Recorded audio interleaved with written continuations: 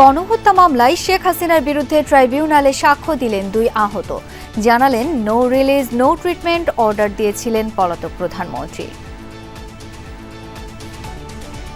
পরবর্তী যে অবস্থাগুলো দেখেছেন উনি, তাতে ওনার কাছে মনে হয়েছে যে নো রিলিজ নো ট্রিটমেন্ট অর্থ হচ্ছে যে রিলিজও দেওয়া হবে না, ট্রিটমেন্টও দেওয়া হবে না। খালেদা জিয়া সহ শহীদ পরিবারগুলোকে সম্মাননা জানালো যুবদল। কথামালা নয়, প্রতিশ্রুতির বাস্তবায়ন চাই মানুষ, বললেন তারেক রহমান। এই সকল শহীদদেরকে, এই সকল অত্যাচারিত মানুষ যারা বেঁচে আছেন, নির্যাতিত হয়েছেন, বেঁচে আছেন, প্রত্যেকের সেই ত্যাগের প্রতি যদি আমাদেরকে সম্মান জানাতে হয়, তাহলে অবশ্যই আমাদেরকে সামনে বাড়তে হবে। এনসিপির 24 দফা ইশতেহার জনগণের কাছে গ্রহণযোগ্য করা চ্যালেঞ্জ, বলছেন বিশ্লেষকরা। সেকেন্ড রিপাবলিকের ধারণা নিয়ে ভিন্ন মত। শেখ হাসিনাকে ফেরাতে ইতিবাচক সাড়া দেয়নি ভারত, প্রয়োজনে আন্তর্জাতিক সহায়তা নেওয়ার কথা জানালেন পররাষ্ট্র উপদেষ্টা। ভারত থেকে কোনো এটা পজিটিভ রেসপন্স আমাদের কাছে আসেনি, আমরা অপেক্ষা করছি। রাজনৈতিক দলীয়করণের প্রবণতা এখনো চলমান, গবেষণা টিআইবি। বিচার, পুলিশ ও প্রশাসনে নামমাত্র সংস্কারের সমালোচনা। হার্টের স্টেন্টের দাম পুনর্নির্ধারণ করল সরকার। রিং ভেদে প্রতিটির দাম কমবে 3 থেকে সর্বোচ্চ 88,000 টাকা পর্যন্ত।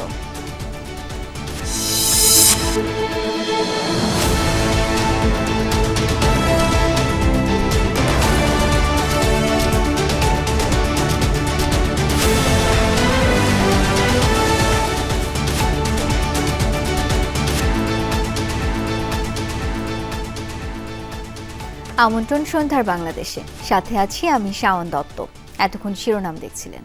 পঙ্গু হাসপাতালে আহতদের দেখতে গিয়ে নো রিলিজ নো ট্রিটমেন্টের নির্দেশ দিয়েছিলেন শেখ হাসিনা। মামলার দ্বিতীয় সাক্ষী আবদুল্লাহ আল ইমরানের জবানবন্দিতে উঠে এসেছে এমন তথ্য।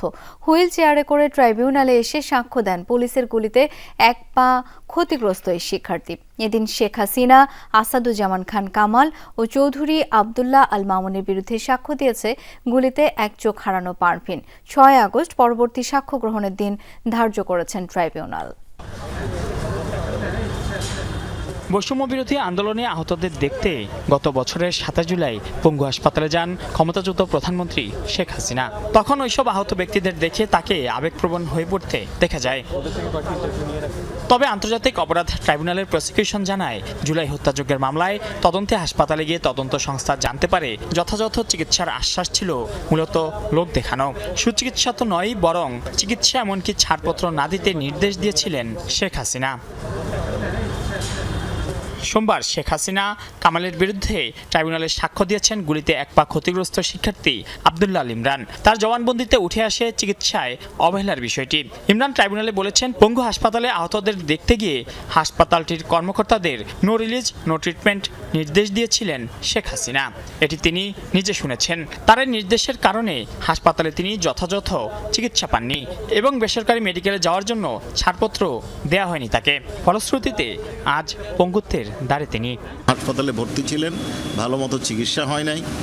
ওনার সামনে বলা হয়েছে যে নো রিলিজ নো ট্রিটমেন্ট। উনি মনে করেছিলেন যে হয়তো চিকিৎসা হবে, কিন্তু পরবর্তী যে অবস্থাগুলো দেখেছেন উনি, তাতে ওনার কাছে মনে হয়েছে যে নো রিলিজ নো ট্রিটমেন্ট অর্থ হচ্ছে যে রিলিজও দেওয়া হবে না, ট্রিটমেন্টও দেওয়া হবে না, এবং ওনার পা পচে গেছে কিন্তু চিকিৎসা দেওয়া হয়নি। এদিন শেখ হাসিনা কামাল ও চৌধুরী আবদুল্লাহ মামুনের বিরুদ্ধে সাক্ষ্য দেন এক চোখ হারানো পারভিন। তিনি তার জবানবন্দিতে বলেন, 18 জুলাই যাত্রাবাড়িতে গুলিবিদ্ধ একজনকে বাঁচাতে গেলে তাকে গুলি করা হয়। এতে তার এক চোখ নষ্ট হয়ে গেছে, আর অপর চোখেও দেখছেন ঝাপসা।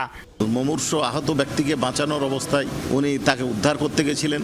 তাকে কিভাবে হত্যা করা হয়েছে, তার চোখে কিভাবে গুলি করা হয়েছে তার বর্ণনা দিয়েছে। তার চিকিৎসা করা হয়নি, 5 তারিখের আগে ভালো হবে সেটার বর্ণনা দিয়েছেন। 5 তারিখের পরে তার চিকিৎসা ভালো হয়েছে সেটা বলেছেন। ইমরান ও পারভিন দুজনই নির্বিচারে গুলির জন্য শেখ হাসিনা, আসাদুজ্জামান খান কামাল ও চৌধুরী আবদুল্লাহ মামুনকে দায়ী করে শাস্তি দাবি করেন। পরে তাদের জেরা করে শেখ হাসিনার পক্ষে রাষ্ট্রনিযুক্ত আইনজীবী। মাইনুল মারুফ, যমুনা নিউজ, ঢাকা। জুলাই ঘোষণাপত্রকে সংবিধানের চতুর্থ তফসিলের মাধ্যমে স্বীকৃতি দেবে বিএনপি। যে কোনো সময় সনদে স্বাক্ষর করতে প্রস্তুত তারা। জুলাই ঘোষণাপত্রে ২৬শে মার্চের ইতিহাস অন্তর্ভুক্ত না করায় আপত্তি জানিয়েছে বিএনপি। নিজ বাসভবনে এক জরুরি সংবাদ সম্মেলনে এসব কথা জানিয়েছেন দলটির স্থায়ী কমিটির সদস্য সালাউদ্দিন আহমদ।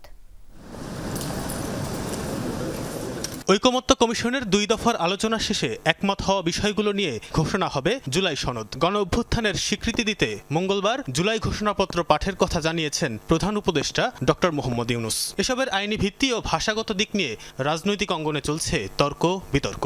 সেটা আমাদের মতামত আমরা লিখিত। এমন প্রেক্ষাপটে গুলশানে নিজ বাসায় জরুরি সংবাদ সম্মেলন ডাকেন বিএনপির স্থায়ী কমিটির সদস্য সালাউদ্দিন আহমদ। কথা বলেন জুলাই সনদ, জুলাই ঘোষণাপত্র ও নির্বাচন প্রসঙ্গে।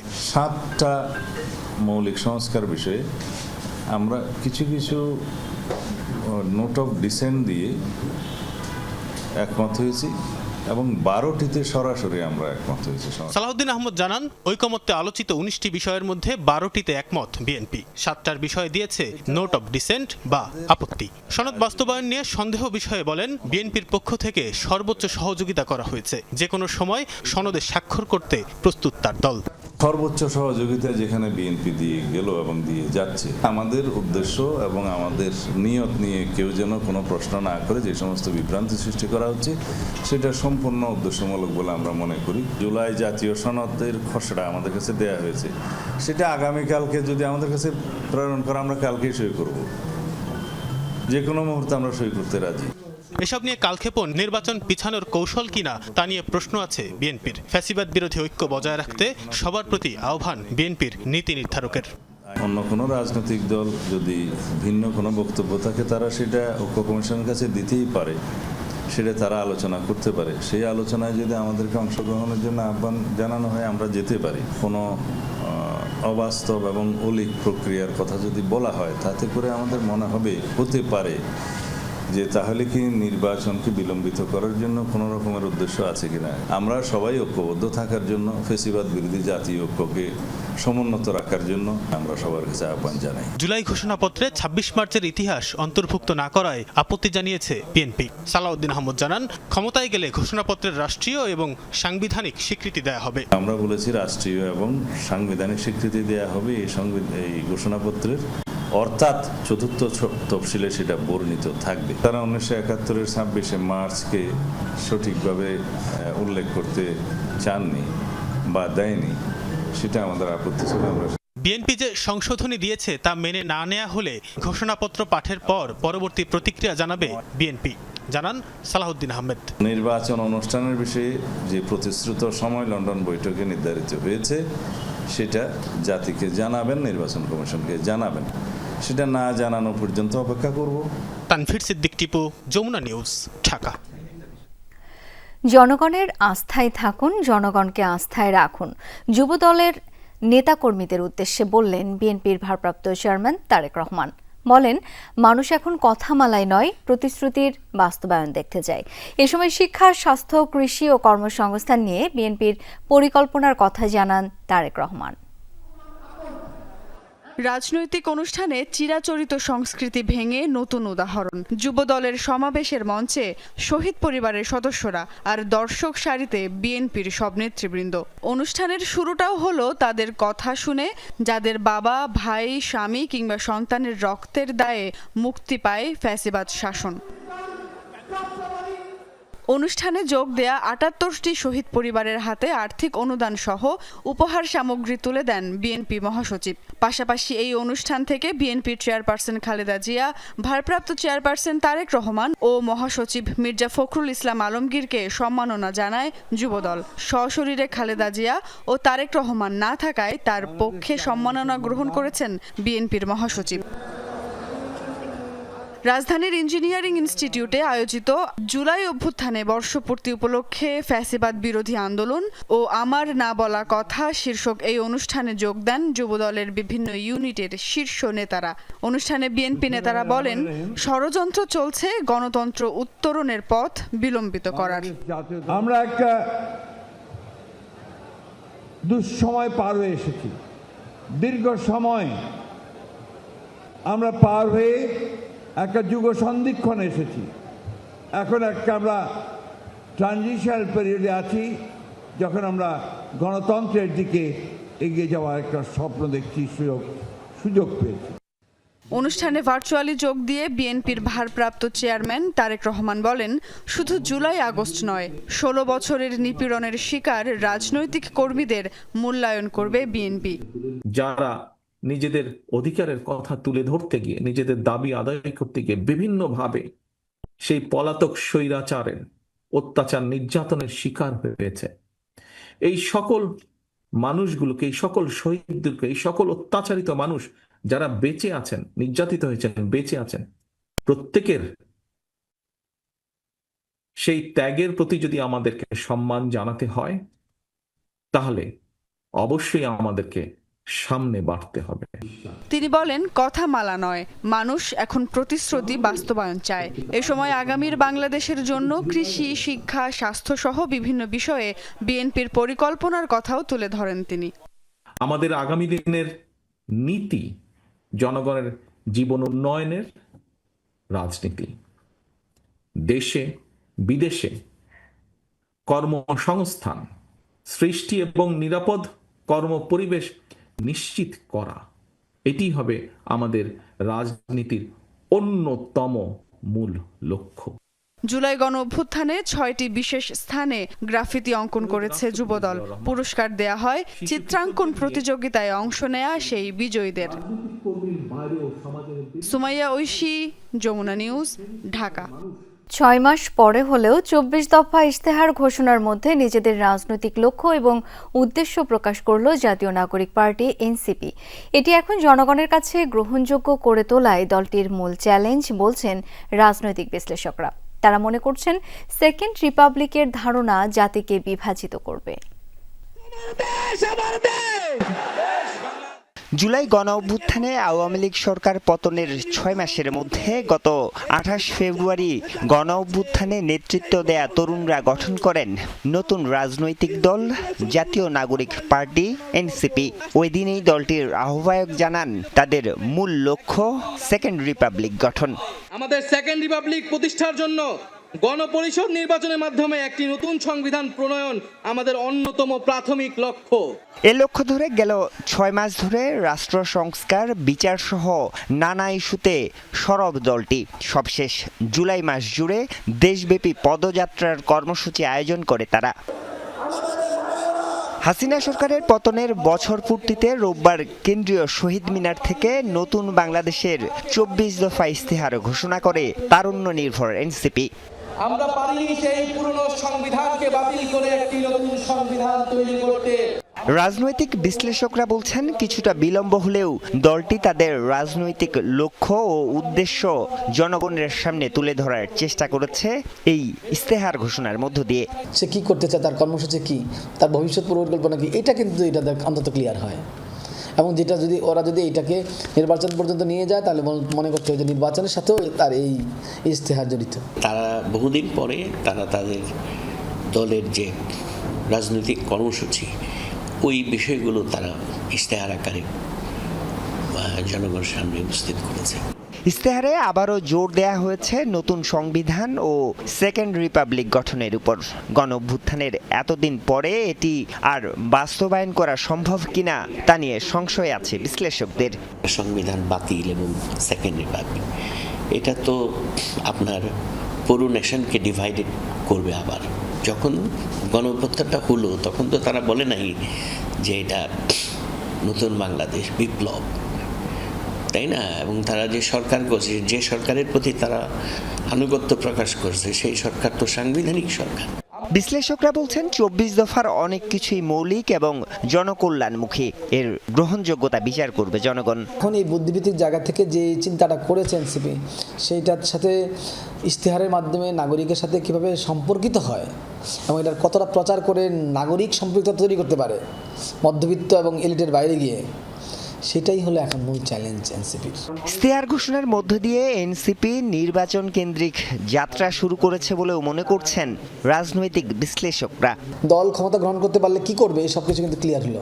আরিফুর রহমান সবুজ, যমুনা নিউজ, ঢাকা। প্রধান উপদেষ্টা প্রফেসর মোহাম্মদ ইউনূস আগামীকাল জাতীয় সংসদের দক্ষিণ প্লাজায় জুলাই ঘোষণাপত্র পাঠ করবেন। বাংলাদেশ টেলিভিশন অনুষ্ঠানটি সরাসরি সম্প্রচার করবে। প্রধান উপদেষ্টার প্রেস উইং এক বার্তায় এই তথ্য জানিয়েছে।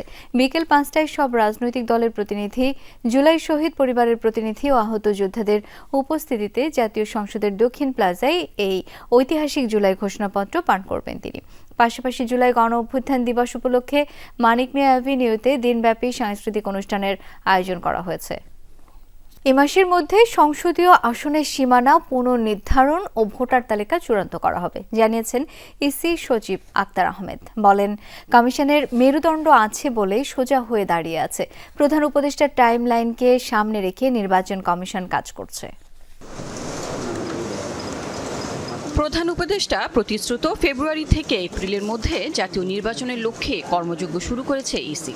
দল নিবন্ধন, রাজনৈতিক দলগুলোর আয় ব্যয়ের হিসাব, ভোটার তালিকা, আচরণ বিধিমালা, আরপিও সংশোধন সহ বেশ কিছু কাজের প্রস্তুতি নিয়েছে কমিশন। কার্যক্রমের অগ্রগতি জানাতে গণমাধ্যমের সাথে কথা বলেন ইসি সচিব আক্তার আহমেদ। জানান, 30 সেপ্টেম্বরের মধ্যে নির্বাচনী সরঞ্জাম কেনা শেষ হবে।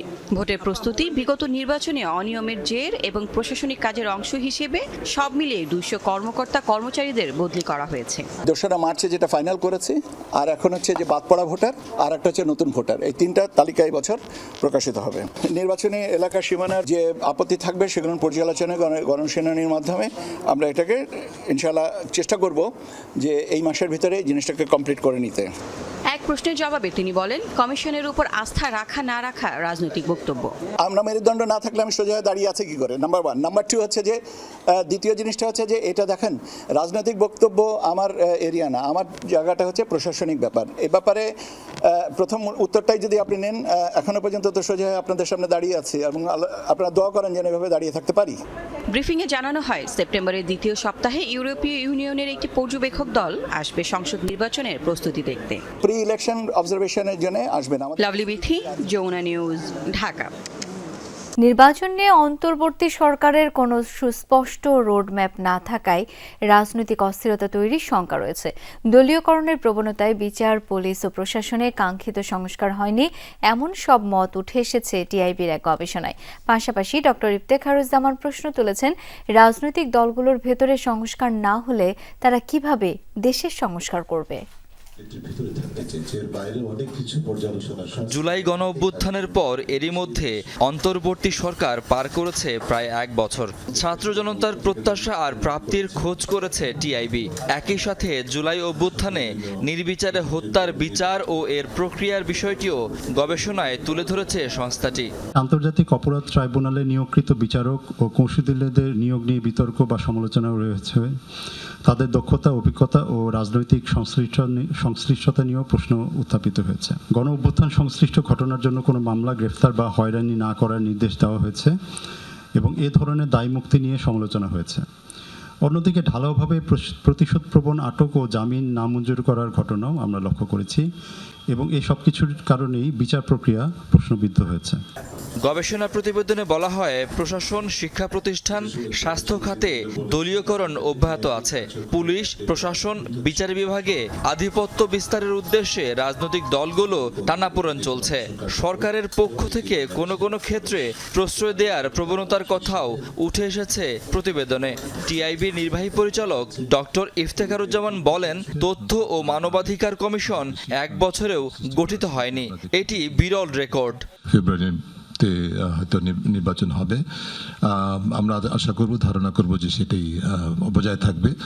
পথটা খুব যে সহজ না, এর মধ্যে খুব অস্থিতিশীলতা যে হবে না, রাজনৈতিক বা অন্য ধরনের অস্থিতিশীলতা হবে না, সেটা বলা কঠিন। রাজনৈতিক দলগুলোর সংস্কার নিয়েও কথা বলেন তিনি। দলবাজি, দখলবাজি, চাঁদাবাজি থেকে শুরু করে গ্রেপ্তার বাণিজ্য, মামলা বাণিজ্য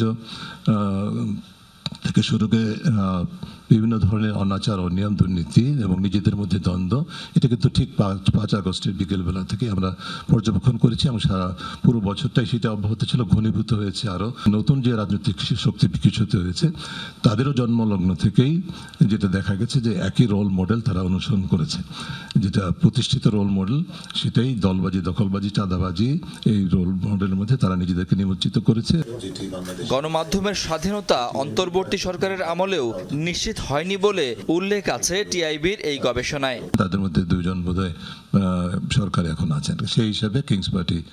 শাকিল হাসান, যমুনা নিউজ, ঢাকা।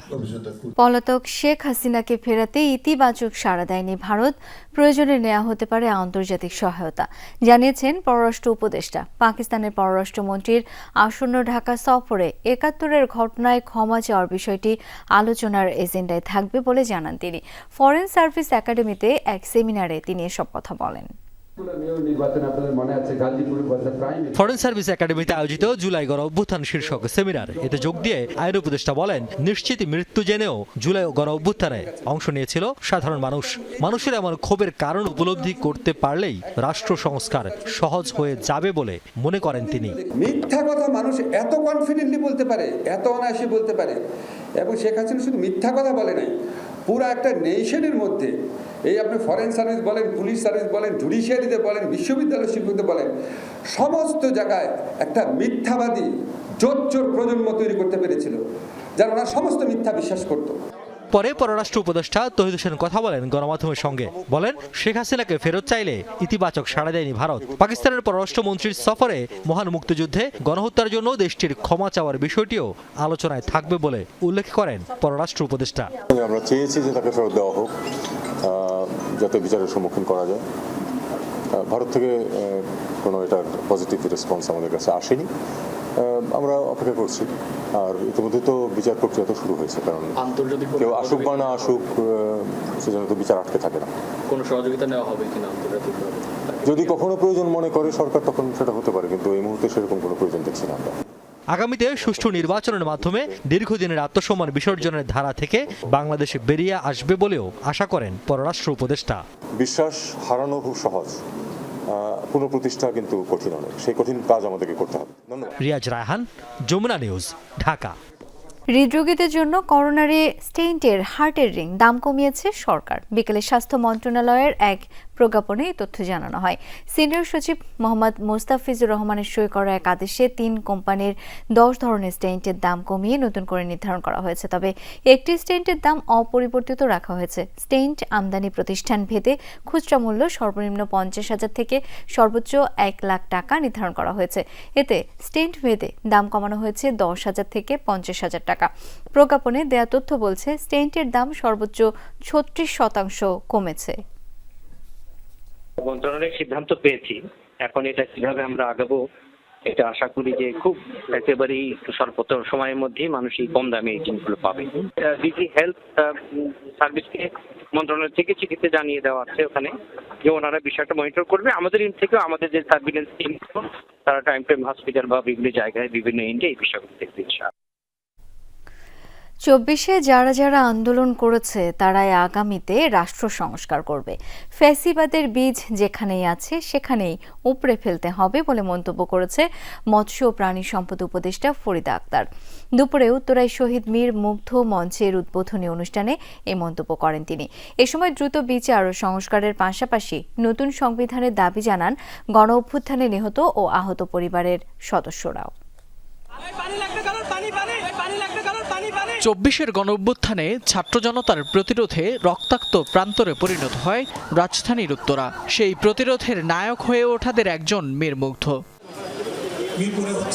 মুগ্ধের আত্মত্যাগ স্মরণ ও সম্মানে উত্তরার রবীন্দ্র সরোবরে শহীদ মীর মুগ্ধ মঞ্চের উদ্বোধন করা হয়। ঢাকা উত্তর সিটি কর্পোরেশনের উদ্যোগে আয়োজিত এই অনুষ্ঠানে যোগ দেন অন্তর্বর্তী সরকারের উপদেষ্টা, ডিএনসিসি প্রশাসক, রাজনীতিবিদ ও শহীদ পরিবারের সদস্যরা। তুলে ধরেন গণ অভ্যুত্থানে প্রিয়জন হারানোর ব্যথা এবং শহীদদের আকাঙ্ক্ষার কথা।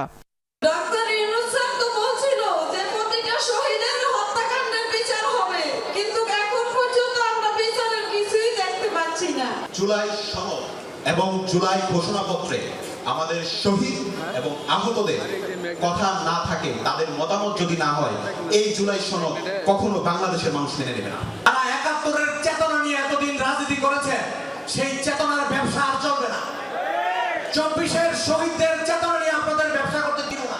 বিচার হতেই হবে, রাষ্ট্রের সংস্কার হতেই হবে এবং নতুন সংবিধানও হতেই হবে। এ সময় মৎস্য ও প্রাণী সম্পদ উপদেষ্টা বলেন, জনগণের বুকে গুলি করার মতো কোনো পুলিশ বাহিনী যেন তৈরি না হয়, সেই সংস্কার করতে হবে নতুন বাংলাদেশে। এবং ওই ফ্যাসিবাদের বীজ যেখানে রয়ে গেছে সেটাকে উপড়ে ফেলে দিতে হবে। সেই ফ্যাসিবাদ যদি আমরা উপড়াতে না পারি তাহলে কিন্তু আমাদের শরীরের তালিকা বাড়তে থাকবে, যেটা আমাদের কোনো মতে কাম্য না। পরে গণঅভ্যুত্থানে নিহত রিকশা চালকদের সম্মানে আয়োজিত রিকশা র্যালিতে অংশ নেন অতিথিরা। ফয়সাল মাহমুদ, যমুনা নিউজ, ঢাকা। 5 আগস্ট নিয়ে শঙ্কার কোনো কারণ নেই, বরাবরের মতোই সতর্ক আছে সরকার, জানিয়েছেন স্বরাষ্ট্র উপদেষ্টা অবসরপ্রাপ্ত লেফটেন্যান্ট জেনারেল মোহাম্মদ জাহাঙ্গীর আলম চৌধুরী। সকালে স্বরাষ্ট্র মন্ত্রণালয়ে আইনশৃঙ্খলা বাহিনীর সাথে বৈঠক শেষে কথা জানান তিনি। উপদেষ্টা বলেন, আইনশৃঙ্খলা কাঙ্ক্ষিত মাত্রায় পৌঁছতে পারেনি, তবে সরকার সর্বোচ্চ চেষ্টা করে যাচ্ছে। মব আগের চেয়ে কমেছে বলে জানান উপদেষ্টা। নির্বাচন ঘিরে আইনশৃঙ্খলা বাহিনীও সজাগ আছে। এক প্রশ্নের জবাবে তিনি জানান, যে দল বেশি দুর্বল তাকে বেশি নিরাপত্তা দেয়া হচ্ছে। 5 আগস্টের সঙ্গে দেখেন তো কোনো ধরনের আতঙ্কের কোনো কারণেই নেই। আল্লাহ দিলে সব কিছু, সব প্রোগ্রাম হবে এবং সব ভালোভাবে হয়ে যাবে আল্লাহ দিলে। এটা আপনাদের সাহায্য এবং সহযোগিতা দরকার। সাবেক প্রধান বিচারপতি ABM খায়রুল হকের বিরুদ্ধে অবৈধভাবে প্লট গ্রহণের প্রমাণ পেয়েছে দুদক। পূর্বাচলে 10 কাঠার একটি প্লট মাত্র 6.5 লাখ টাকায় বাগিয়ে নেওয়ায় খায়রুল হক সহ 8 জনকে আসামি করে মামলা করেছে সংস্থাটি। এদিন 30 কোটি টাকা আত্মসাতের অভিযোগে বেসিক ব্যাংকের সাবেক চেয়ারম্যান আব্দুল হাই বাচ্চু সহ 17 জনের বিরুদ্ধে মামলা হয়েছে। রাজধানীর পূর্বাচল নতুন শহর প্রকল্পের 1 নম্বর সেক্টরের 201 নম্বর রোডে অবস্থিত 10 কাঠার প্লটটির মালিক সাবেক প্রধান বিচারপতি ABM খায়রুল হক। 5 আগস্টের পর থেকে পতিত অবস্থায় পড়ে থাকা প্লটটিতে অস্থায়ী আবাস গড়েছেন ভিটেমাটিহীন মোর্শেদ আমেনা দম্পতি। ABM খায়রুল হক সাবেক প্রধান। দুদক বলছে 2001 সালে খায়রুল হকের আবেদনের পরিপ্রেক্ষিতে 2003 সালে বিচারপতি কোটায় এই প্লটটি বরাদ্দ দেয় রাজুক। তবে নিয়ম মাফিক কিস্তি পরিশোধ না করায় তৎকালীন রাজুক কর্তৃপক্ষ প্লট বরাদ্দ স্থগিত করে। পরে আওয়ামী লীগ সরকার ক্ষমতায় এলে খায়রুল হক পুনরায় প্লটটি পুনরুদ্ধারে তৎপরতা শুরু করেন। প্রভাব খাটিয়ে প্রায় 5 লাখ টাকার সুদ না দিয়েই তিনি প্লটটি বাগিয়ে নেন। মিথ্যা তথ্য সম্বলিত হলফনামা দাখিল করে পূর্বাচল আবাসন প্রকল্পের অতি মূল্যবান 1 নং সেক্টরের 102 নং রোডের 4 নং প্লট নিজ নামে বাস্তব দখল সহ রেজিস্ট্রি মূল্যে গ্রহণ এবং অপরাধজনক বিশ্বাসভঙ্গ এবং বেআইনি অনুগ্রহ প্রদর্শনের দ্বারা লাভবান হওয়ার অপরাধ অনুসন্ধানকালে প্রমাণিত হয়েছে। এছাড়া ধানমন্ডিতে 6 তলায় একটি বাড়ি থাকা সত্ত্বেও অনৈতিকভাবে এই প্লট গ্রহণ করেছেন এমন প্রমাণও পেয়েছে দুদক। এই ঘটনায় খায়রুল হক সহ তৎকালীন রাজুক চেয়ারম্যান নুরুল হুদা সহ 8 জনকে আসামি করে মামলা করেছে সংস্থাটি। জনাব ABM খায়রুল হক সাবেক প্রধান বিচারপতি বাংলাদেশ সুপ্রিম কোর্ট, জনাব প্রকৌশলী মোহাম্মদ নুরুল হুদা চেয়ারম্যান রাজুক সহ মোট 8 জনের বিরুদ্ধে দণ্ডবিধির 161, 163, 409, 420, 109 ও দুর্নীতি প্রতিরোধ আইন 1947-এর 5-2 ধারায় একটি মামলা রুজুর সিদ্ধান্ত গৃহীত হয়েছে। এদিকে বেসিক ব্যাংক থেকে 30 কোটি টাকার ঋণ জালিয়াতির ঘটনায় ব্যাংকের সাবেক চেয়ারম্যান আব্দুল হাই বাচ্চু সহ 17 জনকে আসামি করে মামলা করেছে দুদক। শওকত মঞ্জু শান্ত, যমুনা নিউজ, ঢাকা। ঢাকা মহানগরীর সরকারি 7 কলেজ নিয়ে প্রস্তাবিত ঢাকা কেন্দ্রীয় বিশ্ববিদ্যালয়ের শিক্ষা ব্যবস্থা হবে ইন্টারডিসিপ্লিনারি বা আন্তঃবিষয়ক। শিক্ষার্থীরা প্রথম 4 সেমিস্টারে নন মেজর বা সকল বিষয়ে পড়বে, পঞ্চম সেমিস্টারে একটি মেজর বিষয় বেছে নেবেন। অনুষদ বা বিভাগের বদলে স্কুল ভিত্তিক শিক্ষা কার্যক্রম পরিচালিত হবে। হাইব্রিড মডেলে 40% ক্লাস হবে অনলাইনে আর 60% সশরীরে। সকালে সচিবালয়ে সংবাদ সম্মেলনে নতুন বিশ্ববিদ্যালয়ের সার্বিক বিষয় তুলে ধরে ইউজিসি ও শিক্ষা মন্ত্রণালয়। 8 বছর আগে জাতীয় বিশ্ববিদ্যালয় ছেড়ে ঢাকা বিশ্ববিদ্যালয়ের অধিভুক্ত হয় রাজধানীর সরকারি 7 কলেজ। এরপর থেকেই শিক্ষার্থীরা বিভিন্ন দাবিতে একাধিকবার রাস্তায় নামেন। সবশেষ এবছরের শুরুতে কলেজ ছাত্রের শিক্ষার্থীরা আবারও সড়ক অবরোধ বিক্ষোভ করেন। তখন ঢাকা বিশ্ববিদ্যালয় কর্তৃপক্ষ জানিয়ে দেয় কলেজগুলো আর তাদের অধিভুক্ত থাকছে না। স্বতন্ত্র বিশ্ববিদ্যালয় করার দাবিতে আন্দোলন হয় সরকারি তিতুমির কলেজ, ঢাকা কলেজ ও বাংলা কলেজে। বিশৃঙ্খল পরিবেশ তৈরি হলে 7 কলেজ নিয়ে নতুন বিশ্ববিদ্যালয় গঠনের সিদ্ধান্ত আসে। এই সিদ্ধান্তের কয়েক মাস পর শিক্ষা মন্ত্রণালয় জানালো বিদ্যমান বাস্তবতা ও সীমাবদ্ধতা বিবেচনায় একটি নতুন কাঠামো প্রস্তাব করা হয়েছে। স্কুলগুলির পরিচয় হবে কলেজ ভিত্তিক।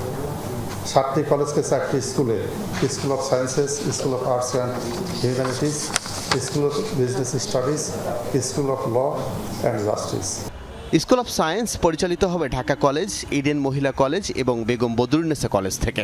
স্কুল অফ আর্টস অ্যান্ড হিউম্যানিটিজ সরকারি বাংলা কলেজে এবং সরকারি তিতুমির কলেজে পরিচালিত হবে স্কুল অফ বিজনেস স্টাডিজ।